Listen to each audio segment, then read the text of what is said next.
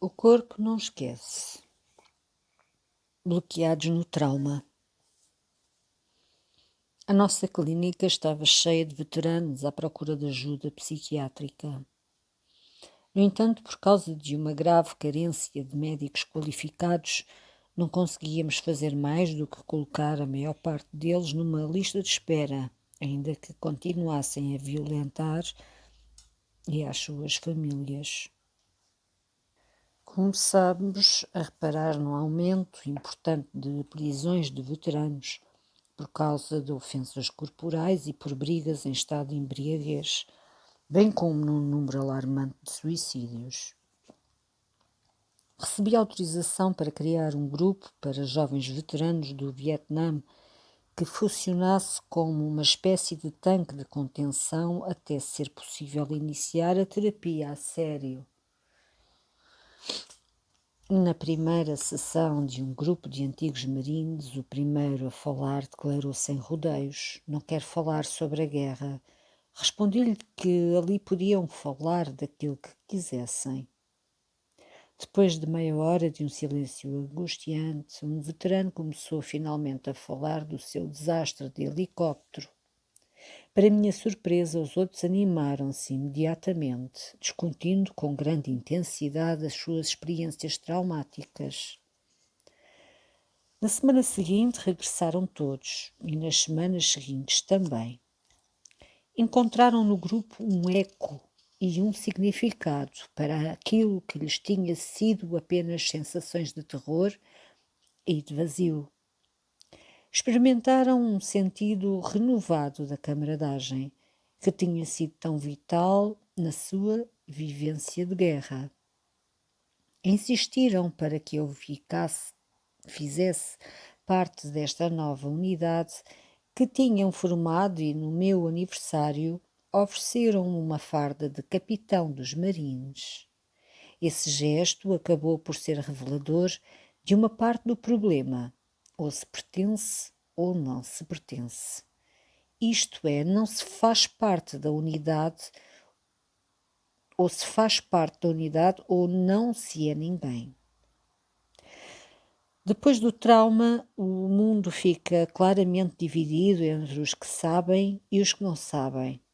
Não é possível confiar nas pessoas que não partilharam a experiência traumática, porque não a entendem. Infelizmente, isto inclui com frequência mulheres, filhos e colegas.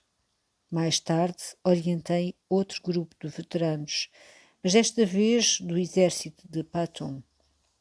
Homens agora, já bem na casa dos 70 anos, todos com idade para serem meus pais.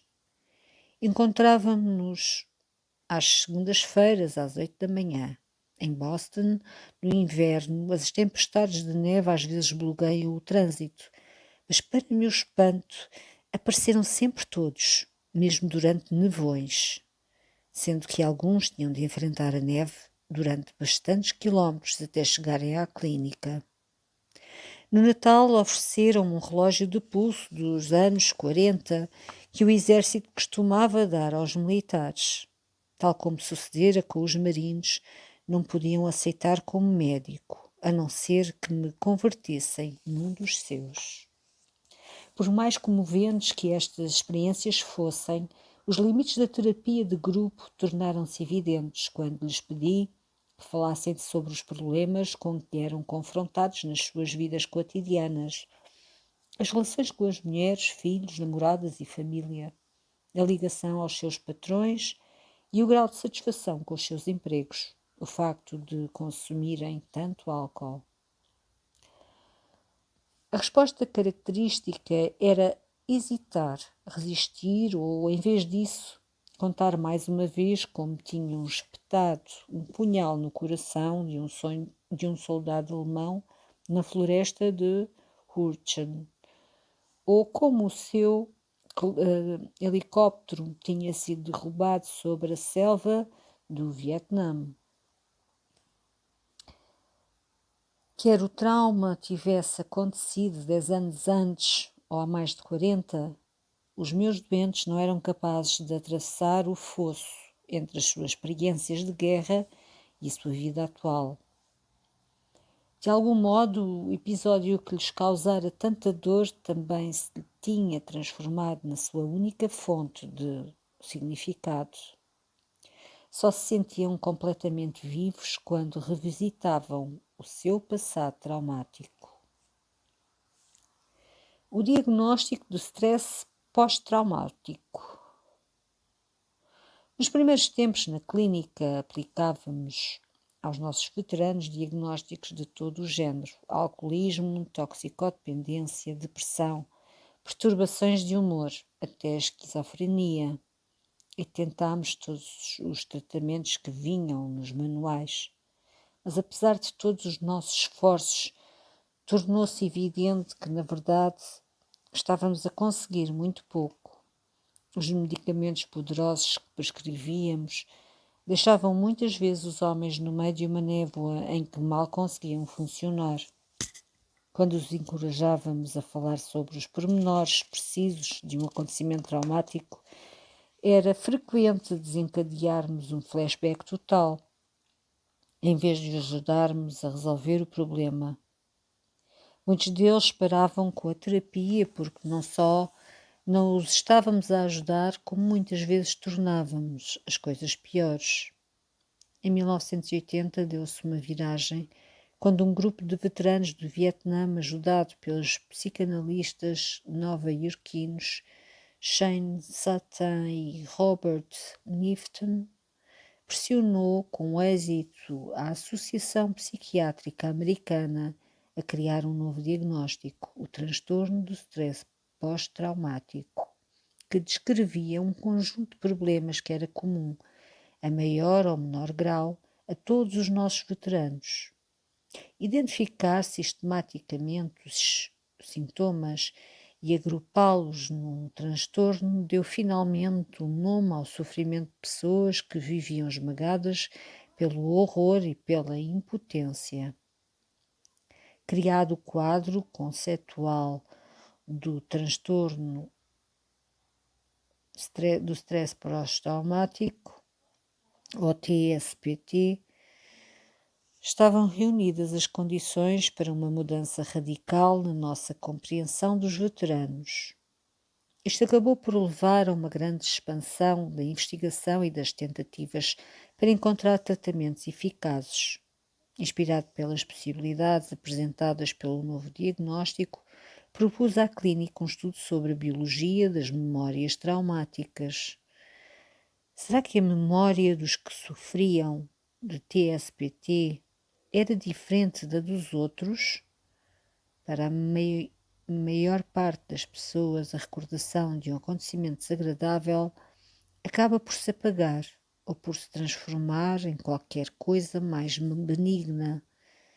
Mas a maior parte dos nossos doentes era incapaz de transformar o seu passado numa história que tinha acontecido há muito, muito tempo. A primeira linha da carta em que a bolsa me era rejeitada dizia: nunca se provou que o TSPT fosse relevante para a missão da clínica dos antigos combatentes. Desde então, claro, a instituição centra o seu trabalho no diagnóstico TSPT e das lesões cerebrais e dedica recursos consideráveis à aplicação em traumatizados de guerra de tratamentos assentes em dados comprovados. Mas naquela altura as coisas eram diferentes e, não querendo continuar a trabalhar numa organização cuja perspectiva estava tão em conflito com a minha, apresentei a demissão. Em 1982, entrei no Centro de Saúde Mental de Massachusetts, o Hospital Universitário de Harvard, onde tinha feito a minha formação psiquiátrica. A minha nova responsabilidade era ensinar uma disciplina nascente, a psicofarmacologia, o estudo dos medicamentos destinados a aliviar as doenças mentais. No meu novo cargo era confrontado quase diariamente com questões que pensava ter deixado para trás na clínica de veteranos. A minha experiência com antigos combatentes tinha-se sensibilizado de tal maneira com o impacto do trauma que escutava agora de uma forma totalmente diferente, as histórias de agressão e violência familiar que doentes deprimidos e angustiados me contavam. Impressionou-me particularmente o número de mulheres que afirmavam ter sofrido abusos sexuais em criança. Era desconcertante porque o manual de psiquiatria clássica da época dizia que o incesto era extremamente raro nos Estados Unidos, um caso por cada 1 milhão de mulheres. Dado que então viviam nos Estados Unidos mais ou menos 100 milhões de mulheres, perguntei-me como é que 47, quase metade, tinha chegado ao meu consultório na cave do hospital. Este manual dizia ainda mais. Há pouco consenso sobre o facto de o incesto entre pai e filha ser uma fonte de psicopatologias graves futuras. As minhas doentes com histórias de incesto dificilmente estavam a salvo de psicopatologias futuras. Eram mulheres profundamente deprimidas, confusas e entregavam-se com frequência a comportamentos bizarros de automutilação, por exemplo, cortando-se com lâminas. O manual quase aprovava na prática o incesto ao afirmar tal atividade incestuosa diminuiu os riscos de psicose e permite um melhor ajustamento ao mundo exterior. Ora, a verdade é que o incesto tinha efeitos devastadores no bem-estar das mulheres. De muitas maneiras, estas doentes não eram assim tão diferentes dos veteranos que eu deixara na clínica. Também tinham pesadelos e flashbacks. Também alternavam entre acessos de raiva explosiva e longos períodos de vazio emocional. A maior parte tinham uma enorme dificuldade em relacionar-se com outras pessoas e em manter relações significativas. Como hoje sabemos, a guerra não é a única calamidade a deixar vidas humanas em ruínas. Se 1/4 dos soldados que servem em zonas de guerra terá, em princípio, problemas pós-traumáticos graves, a maioria dos norte-americanos passa durante a vida por uma situação de crime violento. E estudos mais aprofundados mostraram que 12 milhões de mulheres nos Estados Unidos foram vítimas de violação. Mais de metade das violações acontece em raparigas com menos de 15 anos. Para muitas mulheres, para muitas pessoas, a guerra começa em casa. Todos os anos há registros de cerca de 3 milhões de crianças norte-americanas vítimas de abuso sexual e abandono. 1 milhão destes casos são suficientemente graves e credíveis para obrigar à intervenção dos serviços de proteção de crianças ou para a abertura de processos judiciais. Por outras palavras, por cada soldado que combate numa zona de guerra no estrangeiro, há 10 crianças que estão em perigo nas suas próprias casas.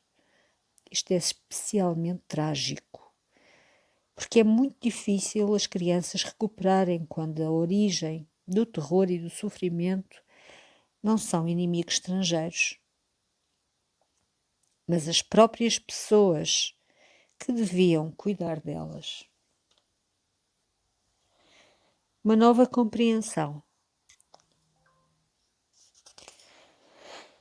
Nas 3 décadas que passaram desde que conheci Tom, aprendemos imenso, não apenas sobre o impacto e as manifestações do trauma, mas também sobre as formas de ajudar pessoas traumatizadas a recomporem-se. Desde o início da década de 1990, instrumentos de imagiologia cerebral começaram a mostrar-nos aquilo que acontece realmente no cérebro das pessoas com traumas. Isto revelou-se essencial para compreender os danos causados pelo trauma e orientou-nos no sentido de propormos vias de recuperação inteiramente novas. Também começámos a compreender de que forma experiências externas afetam as nossas sensações mais íntimas e a nossa relação com a nossa realidade física, o núcleo ao qual realmente pertencemos. Aprendemos que o trauma não é somente um acontecimento que ocorreu algures no passado, também é a marca deixada por essa experiência na mente, no cérebro e no corpo. Essa marca tem consequências persistentes na forma como o nosso organismo consegue sobreviver no presente. O trauma resulta numa reorganização fundamental da forma como a mente e o cérebro gerem as percepções. Altera não apenas a forma como pensamos e aquilo em que pensamos, mas também a nossa própria capacidade de pensar. Descobrimos que ajudar vítimas de trauma a encontrar as palavras para descrever o que lhes aconteceu nos ajuda de uma forma significativa, mas em geral não é suficiente. O facto de contar a história não altera necessariamente as reações automáticas físicas e hormonais de organismos que permanecem hipervigilantes, prontos a ser agredidos ou violentados a qualquer momento. Para que haja uma mudança verdadeira, o corpo precisa de aprender que o perigo passou e viver na realidade do presente. A nossa demanda para entender o trauma levou-nos a pensar de forma diferente, não somente sobre a estrutura da mente, mas também sobre os processos através dos quais ela sara.